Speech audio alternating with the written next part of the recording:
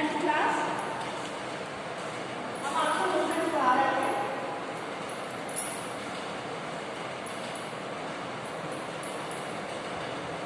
पहला लेसन कल हमने आपको शॉर्ट आंसर लिखवाए थे और वेरी शॉर्ट में शुरू होते थे हम। आज आप डालेंगे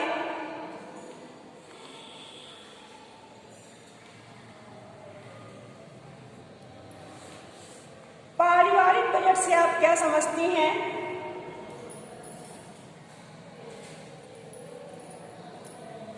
पारिवारिक बजट से आप क्या समझती हैं।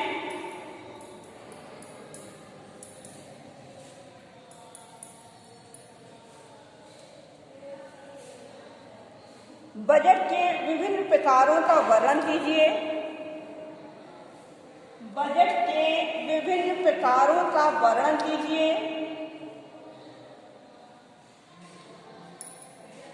आप किस प्रकार के बजट को उत्तम मानती हैं। आप किस प्रकार के बजट को उत्तम मानती हैं।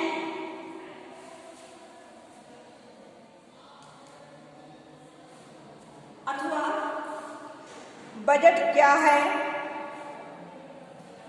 बजट क्या है। आय व्यय में संतुलन हेतु, आय व्यय में संतुलन हेतु बजट को कितने भागों में बांटा जाता है। बजट क्या है। आय व्यय में संतुलन हेतु बजट को कितने भागों में बांटा जाता है। तो पहले आप लिखेंगे बजट।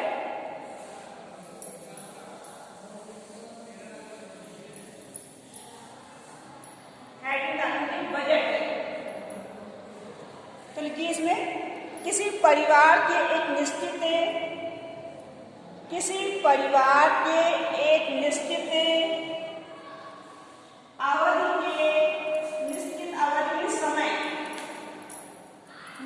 अवधि के आय व्यय के विवरण को बजट कहते हैं। एक परिवार में जो निश्चित आमदनी होती है उसी के विवरण को बजट कहते हैं। जो आमदनी है और जो निश्चित खर्च है और जो शेष बचत है उसे बजट कहते हैं। दूसरी हेडिंग डालिए पारिवारिक बजट। पारिवारिक बजट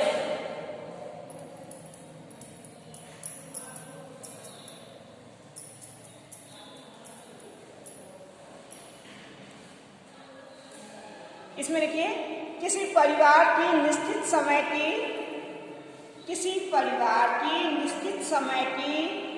आय तथा व्यय के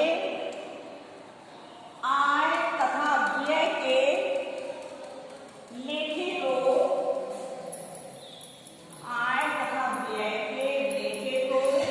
पारिवारिक बजट कहते हैं। पारिवारिक बजट कहते हैं। अब आप नीचे वाली लाइन पर लिखेंगे पारिवारिक बजट 3 प्रकार की होती हैं।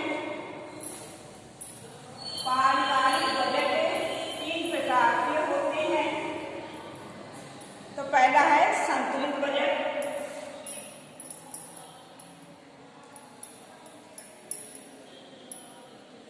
संतुलित बजट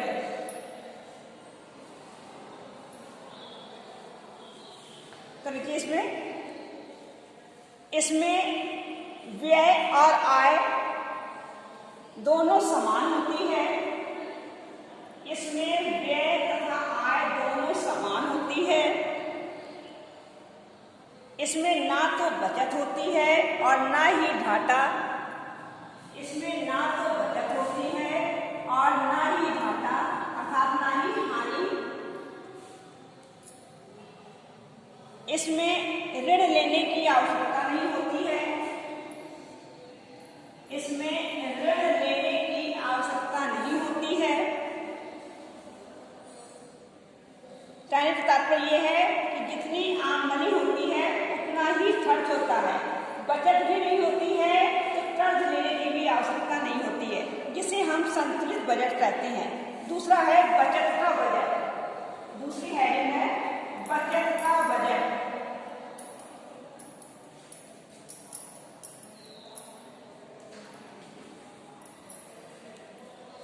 देखिए, इसमें व्यय आय से कम होती है, इसमें व्यय आय से कम होती है,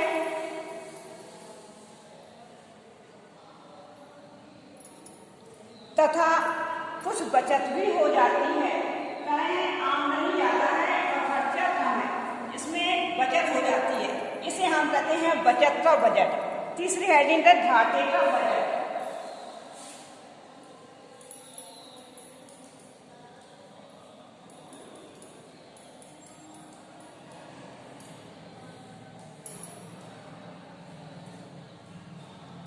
इसमें लिखिए कि इसमें एक निश्चित अवधि में, इसमें एक निश्चित अवधि में, निश्चित समय पर, निश्चित अवधि में व्यय आय की अपेक्षा अधिक रहता है, व्यय आय की अपेक्षा अधिक रहता है और खर्च को पूरा करने के लिए उधार लेना पड़ता है, और खर्च को पूरा करने के लिए उधार लेना पड़ता है। इसे हम घाटे का बजट कहते हैं कि आमदनी कम होती है और खर्चा अधिक होता है, जिसमें बचत भी नहीं हो पाती है बल्कि उधार लेकर काम करना पड़ता है।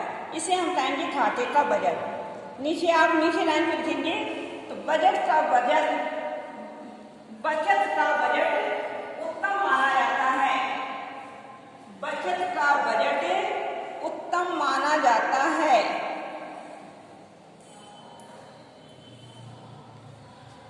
अब आप लोग चलेंगे लॉन्ग आंसर में। लॉन्ग आंसर में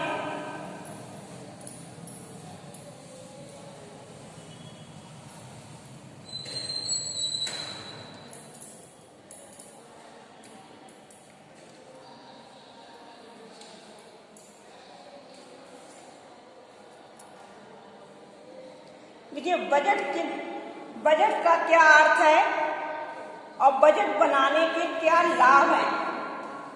बजट का क्या अर्थ है, बजट बनाने के क्या लाभ हैं। तो लिखिए आंसर, पहले हेडिंग डालिए बजट।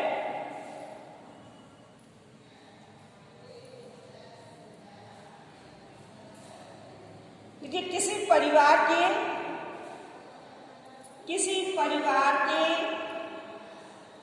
एक निश्चित, किसी परिवार के एक निश्चित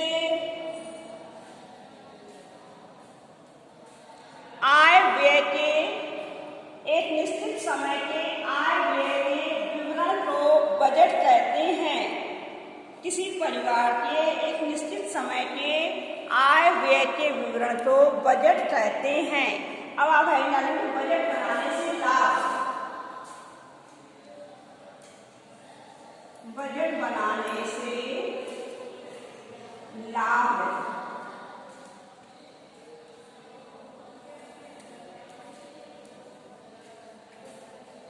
तो पहला पॉइंट लिखिए, बजट तैयार करने से, बजट तैयार करने से गृहिणी को इस बात की जानकारी रहती है, गृहिणी को इस बात की जानकारी रहती है कि परिवार की आय का, कि परिवार की आय का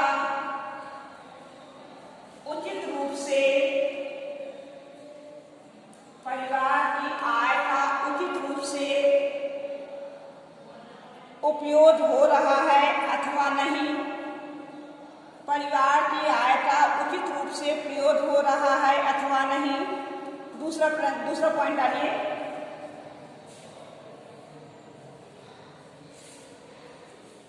बजट से परिवार की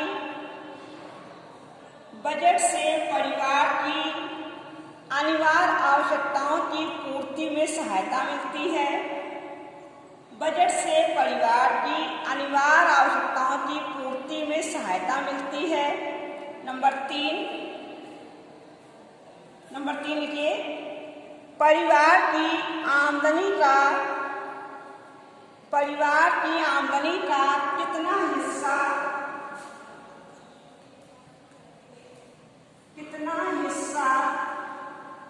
किस मद पर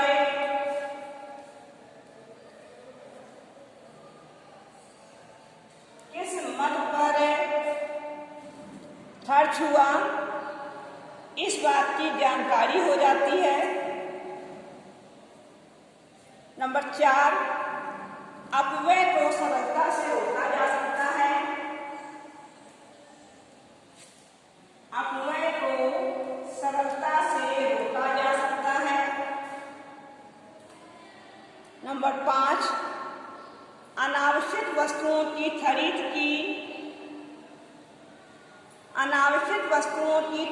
की आदत पर अंकुश लगाया जा सकता है।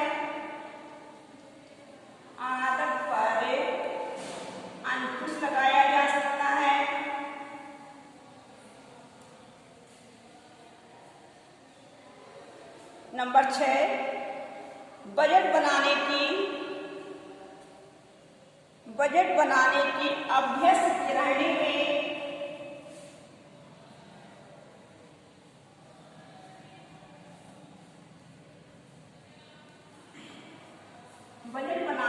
अभ्यस्त गृहिणी में किसी भी विशेष अवसर के लिए योजना बना लेने की क्षमता आ जाती है।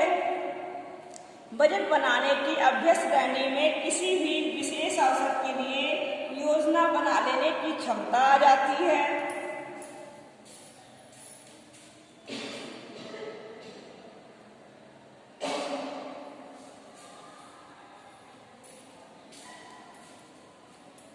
नंबर 7 लिखिए, बजट बनाने और नियमित रूप से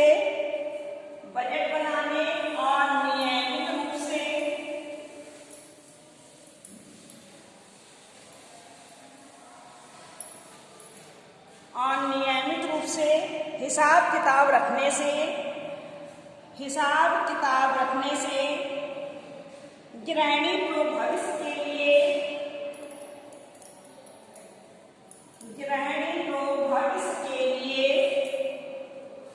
बचत करने में सहायता मिलती है। बजट बनाने तथा नियमित रूप से हिसाब किताब रखने से गृहिणी को भविष्य के लिए बचत करने में सहायता मिलती है। नंबर 8 लिखिए, बजट बनाने से परिवार के सदस्यों में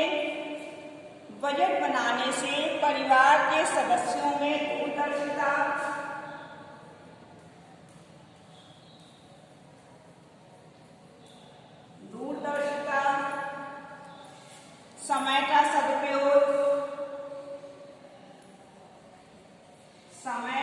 सदुपयोग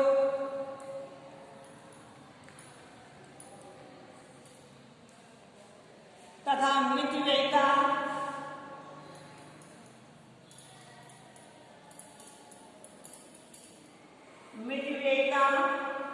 आदि गुणों का विकास हो जाता है।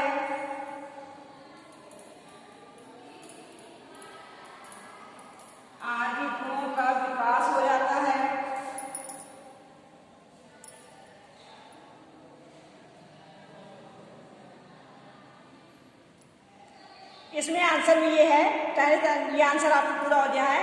कह रहे हैं कि जिसमें इस बात की जानकारी होती है कि परिवार की आय का उचित रूप से प्रयोग हो रहा अथवा नहीं। जब गृहिणी के पास आमदनी आती है तो वह इस बात का पता लगा लेती है कि उसे कितना खर्च करना है और कितना नहीं, कि उसकी अनिवार्य आवश्यकताओं की पूर्ति में उसे सहायता, जो अनिवार्य आवश्यकताएं हैं जैसे भोजन, वस्त्र, आवास, शिक्षा, ये सब चीज़ें पहले पूर्ति की जाती हैं। और सबसे अधिक खर्च जो है वह भोजन पर अधिक खर्च होता है। कह रहे हैं परिवार की आमदनी का कितना हिस्सा किस मद पर खर्च हुआ, इस बात की यदि बजट बना के गृहिणी चलती है तो वह पता लगा लेती है कि किस मद पर हमारा कितना अधिक खर्च हो रहा है, कि हमारे रहने पर खर्च हो रहा है या खाने पर खर्च हो रहा है या कपड़ों पर खर्च हो रहा है। यदि आम खर्च अधिक है तो जो अनावश्यक खर्च है उस पर हम रोक लगा सकते हैं। अगला प्रश्न लिखिए, पारिवारिक बजट को तैयार करते समय किन किन बातों का ध्यान रखना आवश्यक है? पारिवारिक बजट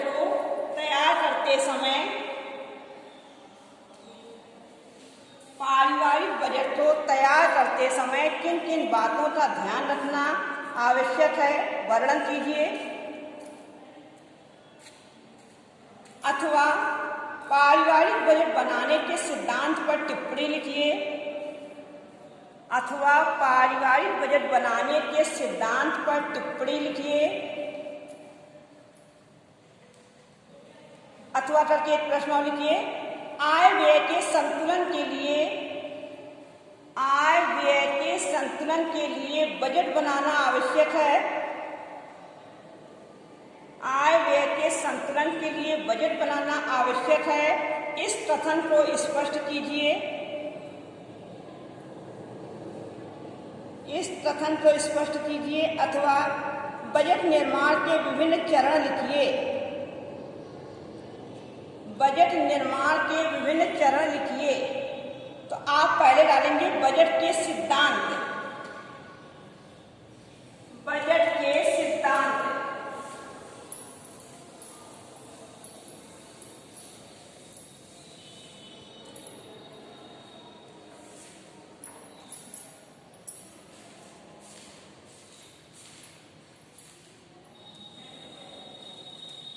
इसमें भी आप पॉइंट लिखिए।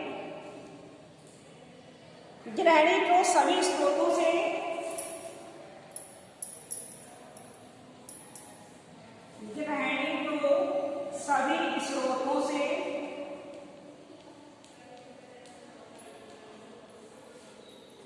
सभी